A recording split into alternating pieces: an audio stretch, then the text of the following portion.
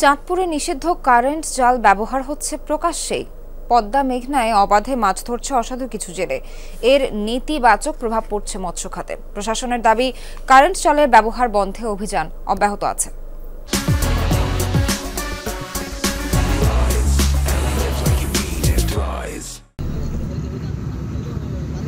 নিষিদ্ধ কারেন্ট জাল চাঁদপুরে প্রকাশ্যেই হচ্ছে ব্যবহার। পদ্মা মেঘনায় নির্বিচারে চলছে মাছ শিকার। শুধু ব্যবহার নয়, কারেন্ট জাল বিক্রিও নিষেধ। তবুও তার অবাধ ব্যবহার ক্ষতি জেনেও মাছ ধরছে এক শ্রেণীর অসাধু জেলে। কোথায় পাচ্ছেন এই জাল, এ নিয়ে কথা বলতে রাজি নয় কেউ। যারা মেল ফ্যাক্টরি ইন্ডাস্ট্রি দিয়ে বয়ে রয়েছে তাদের তো কোনো ক্ষতি আছে না, কিন্তু সাধারণ জনগণের আছে না ক্ষতি। বর্তমান তো মনে করেন অল বাংলাদেশে মনে করেন এই কারেন্ট সাগর হইতে সব জায়গায় চাহিদা। সরকার নিষিদ্ধ করতে আছে, নিষিদ্ধ হইলে একবারে অল মেল ফ্যাক্টরি যা আছে এভরিথিং সব বন্ধ করে দেবে। নিষিদ্ধ এই জালের সন্ধানে চাঁদপুরের বিভিন্ন দোকানে অনুসন্ধান চালায় যমুনা টিভি।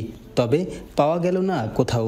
ব্যবসায়ীদের দাবি, উৎপাদন কিংবা বিক্রি কোনোটির সাথেই জড়িত নন তারা। আমাদের সমিতির নির্দেশ দেওয়া হয়েছে যে কেউ কোনো কারেন্ট জাল বিক্রি করবে না।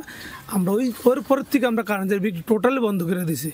বন্ধ করে আমরা সুতা জাল বিক্রি করি, কিন্তু নদীতে পাওয়া যায় কারেন্ট জাল, এগুলো আমরা বলতে পারি না কোত্থেকে আনবে।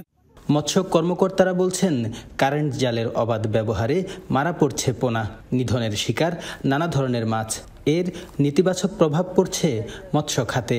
এই জালটা যখন নদীতে পাতে কিংবা যে কোনো জলাশয়ে যখন পাতে, কিন্তু এটা কিন্তু কালারলেস হয়ে যায়। মাছের যে ভীষণ দৃষ্টিসীমা নাম এবং তার সেন্সর, এই জালটা কিন্তু সে দেখতে পায় না, সে পানি মনে করে। যখন পাস করতে যায় তখন এই জালের ভিতরে আটকে যায়। নৌ পুলিশ বলছে, এ বিষয়ে জেলেদের সতর্কের পাশাপাশি সচেতন করা হচ্ছে। অব্যাহত আছে অভিযানও। যে নিষিদ্ধ জালগুলো আছে সে জালগুলো দিয়ে কোনোভাবে মাছ শিকার করবেন না, তাতে মাছের বংশবৃদ্ধি ক্ষতি হয় এবং একটা সময় আমরা ইলিশের বাড়ি বলে পরিচিত চাঁদপুর, এই চাঁদপুরে হয়তো আমরা ইলিশের দেখা পাবো না। 2005 সালে মৎস্য সংরক্ষণ আইনে কারেন্ট জাল উৎপাদন, বিক্রি ও ব্যবহার অবৈধ ঘোষণা করে সরকার। কাদের পলাশ, যমুনা নিউজ, চাঁদপুর।